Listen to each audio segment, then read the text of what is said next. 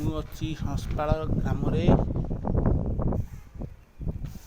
ବହୁତ ଭଲ ବିଲ୍ଡିଂ ବି ଅଛି। ଆଉ ପାଣି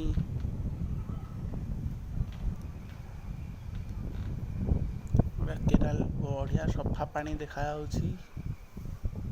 ଆଉ ଏ ଭିଡ଼ିଓଟିକୁ ଦେଖିକି ଲାଇକ୍ କରିବ, ଆଉ ସବସ୍କ୍ରାଇବ୍ କରିବ, ସେୟାର କରିବ। ଲାଇକ୍ ସବସ୍କ୍ରାଇବ୍ ସେୟାର ସବୁ କରିବ। ମୁଁ ଆଇଛି ଏଇ ବିଲ୍ଡିଂରେ କାମ କରୁଛି। 6 ମହଲାରେ